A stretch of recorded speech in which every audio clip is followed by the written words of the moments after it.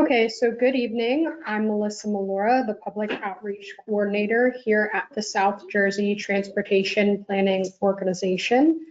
Thank you for joining us for our second and final public meeting for the Draft Regional Transportation Plan Forward 2050. Forward 2050 is the official draft update to the RTP approved in January of 2021. And this document is required to be updated every 4 years. The public comment period opened on Tuesday, November 5th, and will conclude on Thursday, December 5th. And I'll be providing more information on how you can comment outside of this public meeting towards the end of the presentation.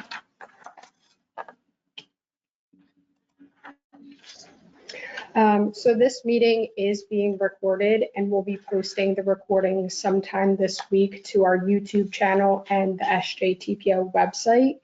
I do want to make it known that SJTPO solicits public outreach without regard to race, color, national origin, age, sex, religion, disability, or family status. All attendees are currently in listen-only mode and will remain in this mode until the question and answer session towards the end of the presentation. At that point, if you wish to comment aloud, you can use the raise your hand feature found in the control panel, and someone on our team will unmute you.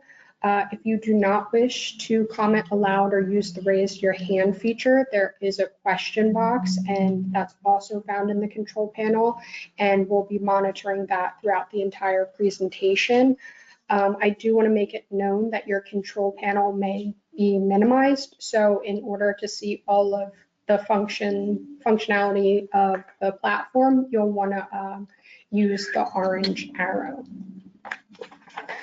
I'll now introduce you to the RTP team. As mentioned at the start of the meeting, I'm Melissa Malora. I'm the Public Outreach Coordinator. I served as the editor for the RTP, and I also oversee the public outreach process. To my right is David Heller. He is a program manager, and he is the project lead and the primary author of the RTP. Also joining us tonight is Kent Skellinger. He is virtual. He'll be presenting a little bit later, and he took the lead on the financial plan. To my left is Jenna Monahan. She is an assistant planner, so she helped update certain sections of the RTP and also managed the mapping of the projects. And then finally, we have Jennifer Marandino. She is all the way to the right. I'm not sure if you'll actually see her on the video, but just know that she's here. She serves as the executive director, and she oversees the entire RTP process from start to finish. For the benefit of those new here tonight, I'm going to just walk you through who SJTPO is. So SJTPO was formed in 1993 and is the federally designated metropolitan planning organization serving Atlantic, Cape May, Cumberland, and Salem counties. We are one of 3 MPOs in New Jersey, with MPOs required in urbanized areas with populations of 50,000 or more. And overall, our primary functions include providing access to federal transportation funds, serving as a technical resource, and then working to promote state and federal planning priorities in South Jersey. That's all for me for this moment, and I'll hand it over to Dave. Okay, thank you very much, Melissa. So you may already be familiar with this, but our regional transportation plan is our primary document. It establishes our vision, goals, and strategies and takes a long-term view of the projects in our region. The planning horizon for our current RTP is named Forward 2050 is 2050. By law, the Regional Transportation Plan, or RTP, must be fiscally constrained, meaning that we must show that there is a reasonable expectation that there will be funds to pay for the projects that are included in the RTP.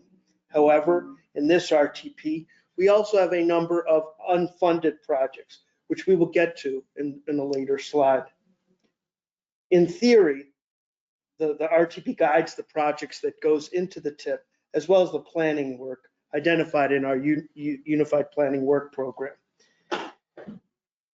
As Melissa stated from the outset, the RTP is currently out for public comment, and the comment period extends through December 5th of 2024, with approval by the SJTPO Policy Board anticipated in January of 2025. A project must be in the Regional Transportation Plan before it gets into the Transportation Improvement Program. The RTP, in a sense, feeds projects into the Transportation Improvement Program, or the TIP, as the acronym is commonly known. The TIP is often considered the short-range element of the RTP.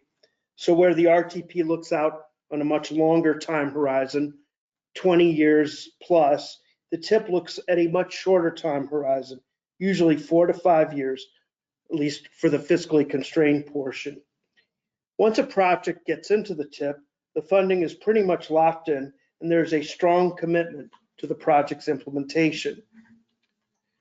So this RTP is a culmination of an intensive process that began in earnest in February of 2024, approximately 10 months ago. To summarize, we kicked things off with a fairly intensive scenario planning process with consultant support that helped to shape some of the strategies that went into Forward 2050. We also conducted a call for projects amongst our subregions, that is, our counties, 4 counties, and 2 major cities. So while fairly routine for the TIP, this was the first time that we have done this for the RTP. We reviewed and scored the projects using a slightly updated project evaluation criteria that was approved by our policy board in July of 2024. Note that this evaluation process is also described in more detail in Chapter 7 of Forward 2050. Once we had this list of projects, we had to financially constrain the list to ensure that we had enough money to fund the projects. Last month, we convened a workshop for our technical advisory committee, which essentially offered them a preview of what this RTP contains. Excuse me. So the green box in the slide illustrates where we are now. The draft document has been released and the public comment period has begun, and this is our second of 2 public meetings. Excuse me. So the goals and strategies in the RTP set the foundation for much of the work completed by the SJTPO. The goals are based on metropolitan planning factors, which remain unchanged. Given that they are comprehensive and covering really all the work that the SJTPO does beyond just the plan, it seemed fitting that they remain. SJTPO scenario planning process and exercise helped revise some of the strategies in the plan as described earlier. The strategies can be defined as specific actions taken to advance the goals. Even beyond the RTP, it can easily be said that much of the work SJTPO does, from data collection to technical studies to project development and even actual construction projects, ties in some way back to the goals listed in the slide and the strategies listed in the RTP. For example, many of the funded projects in Forward 2050 are pavement resurfacing projects, which fulfills goal number 3, restore, preserve, and maintain the existing transportation system goal. So one of the new features of this RTP was the conduct of a scenario planning process, which occurred because of a recommendation from the Federal Highway Administration New Jersey office as part of their review of the last RTP.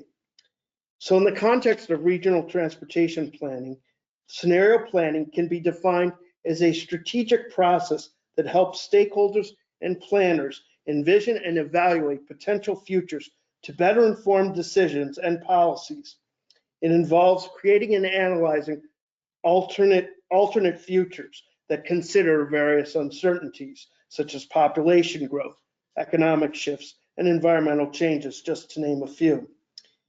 By examining a range of these possible outcomes, the hope is that we can identify strategies that are robust across a multitude of different conditions, thus creating a resilient transportation system that is responsive to a variety of possible futures.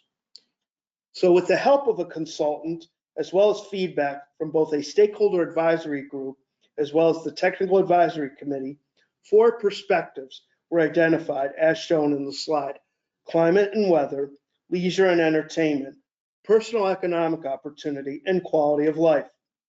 So within each of these perspectives, we created 3 different scenarios: optimistic, business as usual, and pessimistic. And then, as will be seen on the next slide, tested some of the prominent strategies in our existing plan to see how they fared against these different perspectives and scenarios. So we had the consultant team take 10 of these prominent strategies, and they are in the box on the slide, from our existing plan and ranked them against each of these 4 perspectives as stated earlier: weather and climate, leisure and entertainment, personal economic opportunity, and quality of life, as well as how they correlated with other goals from our existing RTP. The feedback from workshop participants ultimately helped to develop a final score for each of these strategies, and they are depicted on the right-hand column on the slide. So the results of these scores were used to prioritize the strategies in Forward 2050, as well as augment some of the other strategies in Forward 2050. So in the past, as stated earlier, SJTPO solicited projects during the development of our Transportation Improvement Program, or TIP. However, as part of SJTPO's last federal certification review, the federal team recommended that SJTPO develop a better project pipeline, especially for the long-range transportation plan, showing a project pool consistent with the RTP timeline and a clear connection to the TIP. As such, SJTPO completed a project solicitation for this RTP update. SJTPO staff solicited projects in late March, with the solicitation sent out to SJTPO subregions, which includes Atlantic City and the city of Vineland, as well as the 4 constituent counties that Melissa stated earlier at the outset. Projects were also solicited from NJDOT and New Jersey Transit. Staff completed project scoring in May and June, with some back and forth with the subregional partners to collect information to score projects, and as some of the descriptions were more descriptive than others. So approximately 110 total projects were received, although not all could be funded because of fiscal constraints. As will be seen a little later, most of the projects that ended up being funded were system maintenance and system preservation projects. Although staff did reach out to New Jersey Transit, we did not receive anything, as they are mostly focused on state of good repair, which doesn't easily lend itself to long-term planning. So SJTPO has a project evaluation process, which, as stated earlier, was recently updated as part of our RTP update. The process is used to score and evaluate projects for inclusion in the adopted RTP and the TIP. So with the recognition that there are distinct differences between timelines for projects in the plan, RTP, and the TIP, a tailored evaluation for each is necessary. The revised project evaluation process augments the existing process and bifurcates the existing process into separate scoring processes for projects falling within years 1 through 10 of the RTP horizon range, and years 11 and beyond, or what we refer to as 11 plus. Projects anticipated to be built in years 1 through 10 of the existing RTP horizon period are referred to as near-term projects, and projects expected to be completed in years 11 and beyond, extending through the RTP horizon period of 2050, are referred to as long-term projects. This new dual approach recognizes that near-term projects can be assessed with greater accuracy and detail due to the availability of comprehensive information.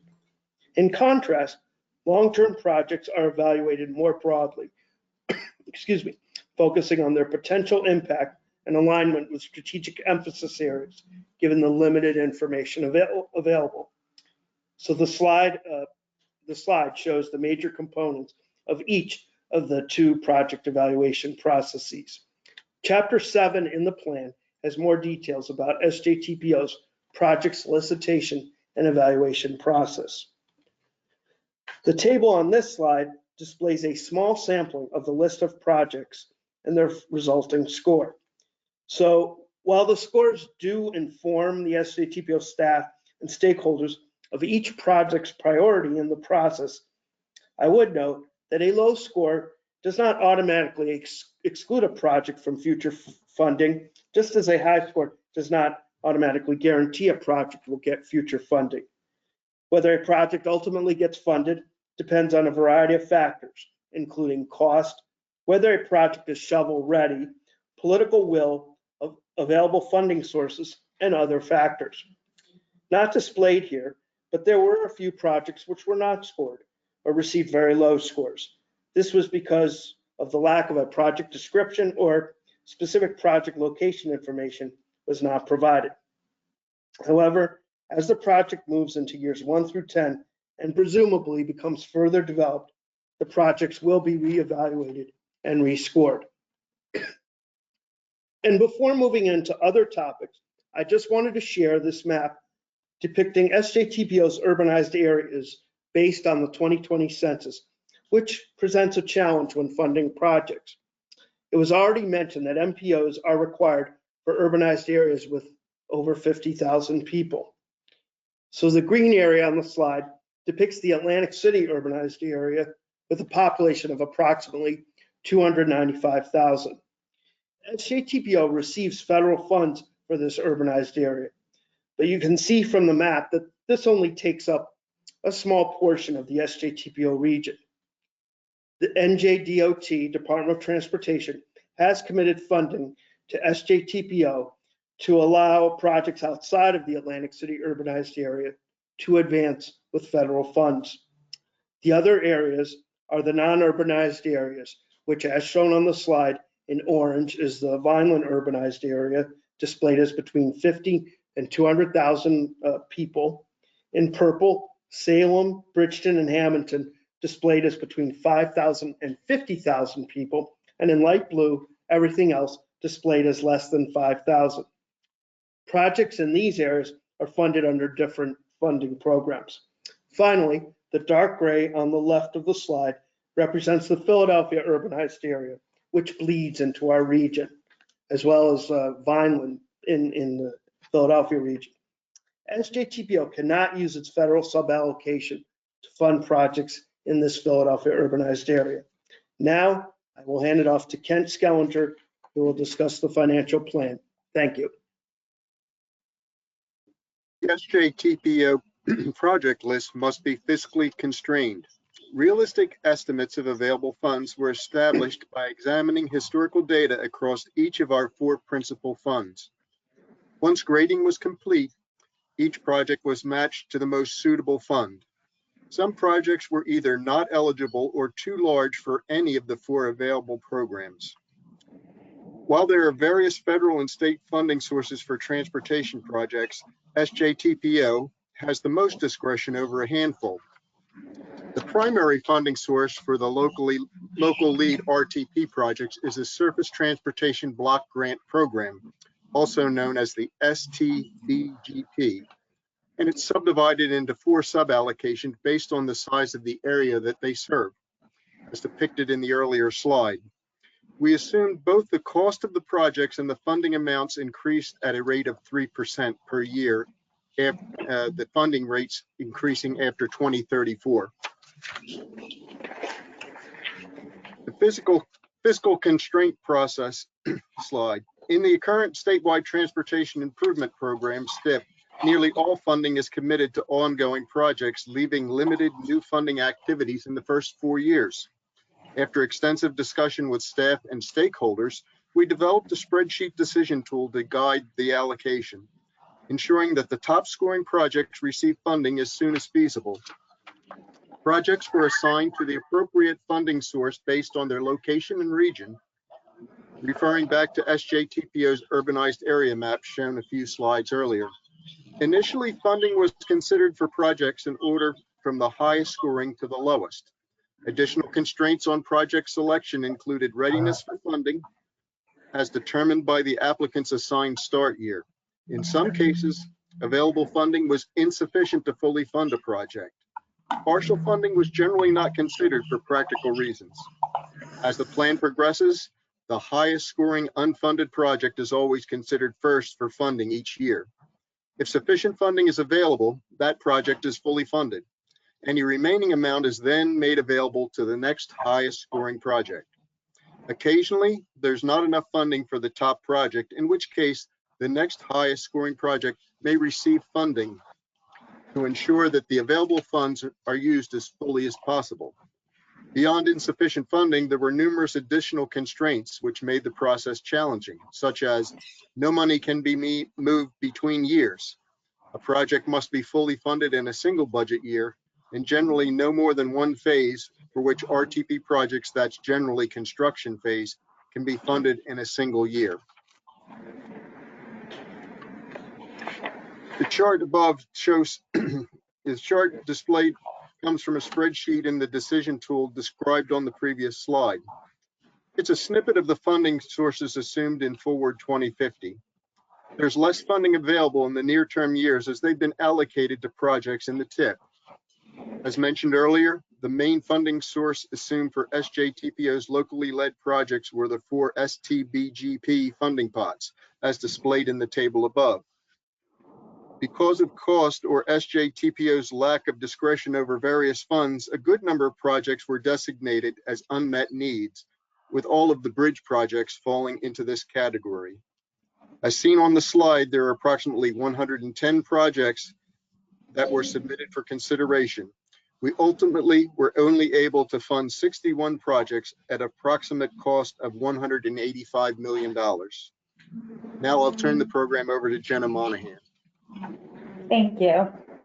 The map displayed on your screen is the resulting list of funded projects in years 1 through 10 of Forward 2050. These projects are programmed for funding in the years 2025 to 2034, and the resulting list is 18 projects and approximately $49 million of funding. Here is an example of a project programmed for funding in years 1 through 10 of the RTP. This is RTP 1016, County Route 563, Tilton Road reconstruction, submitted by Atlantic County and located in Egg Harbor Township.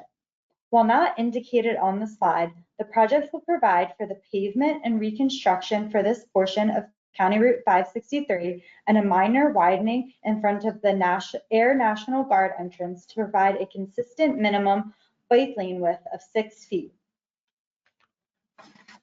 This slide demonstrates how the project is listed on the funded projects list within the RTP. While the project scored relatively high in relation to the other projects, it could not be programmed in its requested year due to the cost of $4.6 million not being available in funds for that year. Therefore, the project was prioritized for a further out year where money was available that would be able to assume the whole cost of $4.6 million. Now moving on to the projects in the out years 11 plus of Forward 2050. These are programmed for the years 2035 to 2050, and the resulting list is 43 projects and approximately $137 million of funding. Here is an example of an out-year funded project. This is RTP 4013, County Route 672, Yorktown Road project in Pilesgrove and Alloway Township in Salem County. Like most of the funded projects in the RTP, it is a roadway resurfacing project. The following slide shows how RTP 4013, is listed in the out years table of the RTP in Forward 2050. Because it was an out-year project, it was subject to the less rigorous scoring scheme and did not receive as many points. However, pushing it out some years from the originally requested funding date, we were able to fund the project at an inflated cost. Here is the map depicting the unfunded projects in our RTP. The next slide, I will go over the 3 categories of unfunded projects in our RTP. The unfunded RTP projects categories are as follows. Unfunded RTP projects. These projects were submitted by our subregion for inclusion in the RTP but cannot be funded either because they are too expensive or SJTPO does not have discretion over the most appropriate funding program for them. The second category is critical needs projects. Projects that have been identified as critical needs by the subregions for safety or other compelling reasons. There is currently no or little funding for these projects, but if funding should become available, they would be considered priority and first in line to receive funding. Finally, aspirational projects. These projects are projects that our subregions would like to see happen, but have not been deemed critical by their project sponsors. The following slides will provide examples of each of these types of projects. In total, Forward 2050 has approximately $2.6 billion in unfunded unmet needs. Here is an example of a project that we are calling an unfunded category RTP need. It is RTP 2027, the 96th Street Bridge Replacement Project connecting Middle Township and Stone Harbor in Cape May County. Because it is a bridge project, it is not a funding source over which we have discretion, and we had to put it in the unmet need. Here's how the project is listed in the table 29 unfunded RTP projects in the RTP. Second, a critical needs project. An example is RTP 5007, the raising of US 30 in and out of Atlantic City. The road is prone to flooding and severe storms, making the access and egress into and out of Atlantic City difficult. As of now, the estimated cost is $50 million. Finally, an example of a project that was deemed aspirational by Atlantic City is RTP 5010, relocation of the Intercoastal Waterway. It involves the relocation of a portion of the Intercoastal Waterway from inside Atlantic City to just outside of Atlantic City. It also entails the construction of a new bridge. Now I will pass it back to Dave. Okay, thank you, Jenna. So the previous RTP, RTP 2050, added a chapter to highlight 5 critical issues. The same is found in Forward 2050. So I'm just going to summarize them real quickly now. Funding imbalance, number 1. The amount of transportation funding to jurisdictions in the SJTPO region is not in proportion to its population or seasonally adjusted population, vehicle miles traveled, roadway mileage, or persons in poverty. Number 2, major projects. So despite vast state revenue generated by the shore areas in Atlantic and Cape May counties, localities still face a heavy lift moving major shore-oriented infrastructure investments forward and are often left to bear the full costs of these improvements. Number 3, inequitable access. So relative to the rest of the state, vulnerable communities in the SJTPO region generally have limited access to mobility for their daily needs and face heavy burdens to improve mobility. 4, regulatory burden. Environmental regulations, especially in the Pinelands, are often disproportionate to the impacts of the projects and often make low-impact safety and quality of life projects difficult to advance. And number 5, infrastructure at risk. Sea level rise, increased storm severity, increases in precipitation, and the resultant flooding, all the result of climate change, put aging and already taxed infrastructure in the SJTPO region at great risk. More details on each of these critical issues are in the plan itself, but I just wanted to summarize them here.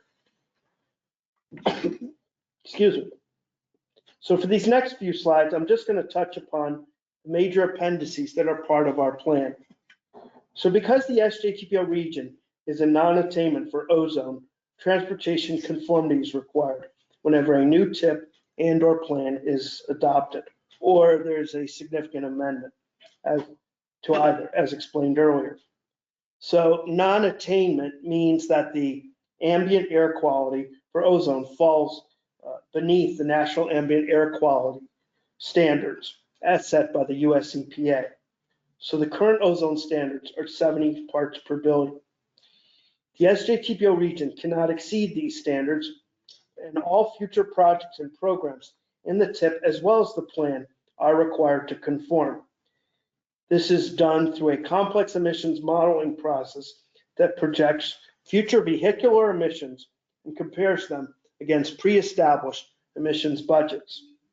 A successful conformity determination means that we have passed all the required emissions tests, meaning that our TIP and RTP conform to the National Air Quality Ambient Standards as set by the US EPA, and all of our projects can proceed without delay. More details on this process, as well as the results, are included as part of the Transportation Conformity Determination, which is Appendix C of the plan. So next is the congestion management process, or also known as the CMP. A CMP is a systematic approach used by transportation and planning organizations to identify, assess, and address congestion in a region. It is a requirement for transportation management areas, also known as TMAs, which are urbanized areas with a population of over 200,000, and SJTPO does qualify as a TMA. SJTPO's CMP report includes both an updated methodology report, which focuses on the overall process, as well as an updated activity report, which focuses on the actual identification and analysis of the congested locations within the SJTPO region. The crux of SJTPO CMP analysis is a list of the top 100 bottlenecks, which are basically congested intersections in the region, both year-round and during the summer tourist season. SJTPO CMP also identifies numerous congestion mitigation strategies. So another appendix is the demographics methodology report. This was a major initiative done in conjunction with the release of the RTP. These demographic forecasts incorporated the results of the 2020 census, as well as the impacts of COVID. Specifically, projections of population, households, and employment are provided in 5-year increments from 2020 to 2050. On the population side, a slight decline in population for the region is projected between now or 2020, the base year, and the year 2050, while on the employment side, an increase is projected between 2020 and 2050. Seasonal population and employment estimates were also prepared. So in 2050, an influx of almost 1 million people in Atlantic and Cape May counties is projected. So an interactive data dashboard, which allows the user to alter certain variables such as rate of growth in the demographic projections and get a graphical representation of the results, was also included as part of this project. So to access the data dashboard, you can see the link above. It's listed on the slide. So see Appendix B of the full RTP for the demographics methodology report, which explains in detail the process used to create the forecasts as well as the underlying assumptions. So the CMAQ mid-performance report and performance plan is included as Appendix E of the plan. Essentially, we are in the middle of the second performance period, or as we are in the middle of the second performance period, we are required by the federal government to prepare this report. It shows that we are, it shows that we are meeting congestion mitigation and air quality congestion targets set in the areas of percent non-single occupancy vehicles, peak hour excessive delay per capita, or PHED, and emissions reductions. The report also lists our CMAQ-funded projects, as well as our Carbon Reduction Program funded projects, or CRP projects, that have recently been programmed and or authorized that are helping us to attain these CMAQ targets. So as I stated earlier, at this time, we are meeting all of our CMAQ targets. And as I also stated earlier, this report is included as Appendix E in Forward 2050. So now I will turn it back to Melissa, who will wrap up the formal presentation. Thank you. Okay, so we're now going to open the floor to any comments or questions that those in our audience might have. Just to reiterate, you can either use the raise your hand feature to comment aloud or use the question box. If you're using the question box, you'll obviously type any comments or questions that you have. And again, the control panel may be minimized. So you're just going to locate the orange arrow, and that should be able to expand all engagement functions for you. So I'm going to see if we have any questions or comments coming in. And let me see. We do have a question. This one is specifically stating, why can't SJTPO fund all the projects that are submitted to it? Okay, well, again, thank you for the question. So that's a good question. So as I stated during the presentation, excuse me, SJTPO only has discretion over a limited number of funds. It's, as Ken stated, the Surface Transportation Block Grant program funds, STBGP funds. So, and there's a lot more federal programs than just those funds. So, and a lot more projects that fit into programs outside of the STBGP funds. So essentially that's why we can only fund a limited subset of the projects that are submitted to us. I hope that answers your question. We have one about transportation conformity. It just seems like they're seeking clarification. They want to know if we passed conformity. Okay, well, again, good question. Yes, we did pass conformity. So as I stated or implied during the presentation, we are projecting that our future emissions of our projects and programs in the plan will be below the emissions budgets that are set by the state and used to help us attain EPA national ambient standards. That's all I'll get into. But again, if you have further questions on the details, please feel free to email me afterwards or again, see the appendix in the plan. But I'll be happy to answer questions directly. Thank you. So those are the only two questions I'm seeing as of now. So I guess I'll just move forward with the presentation, but I'll keep an eye on the chat box just in case more come in. So as mentioned, this is our second and final public meeting. However, there is still time to submit comments outside of these public meetings. And I know it was stated a few times, but the comment period is open through Thursday, December 5th. After the close of the comment period, staff were going to review all of the comments that come in and will respond to them in writing and then prepare the final draft of Forward 2050. And Appendix I is where you can find the questions that we receive, the comments we receive, and then our official responses. This final draft will be brought to the TAC for endorsement in January, and then ultimately the RTP is anticipated to be approved by the policy board on Monday, January 27th. And then after this date, the RTP Forward 2050 will become the most current RTP for the South Jersey region.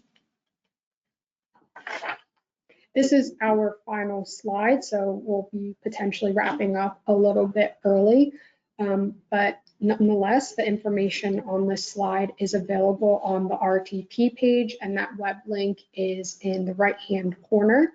And it was also shared via public notice in area newspapers and the SJTPO public information emailing list. Members of the public can comment outside of this public meeting by emailing rtp@sjtpo.org. And then when visiting the RTP webpage, you'll also see a comment form that's located towards the end of the page. And you can also direct message us on Facebook or X, which is also known as Twitter.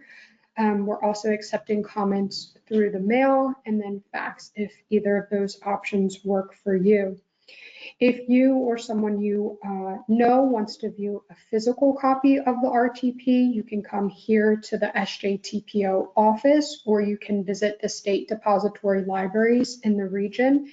And if you don't know what state depository libraries are in the region, you can visit the PIP webpage, and it lists the libraries. And then translation and interpretation services are available upon request. And again, you can visit the RTP page, and the link is noted on the slide.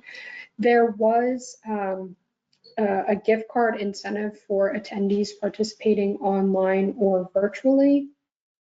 We do have the attendee list, so we'll be going through that. We'll gather all the names and we'll select winners randomly, and they will be notified sometime this week.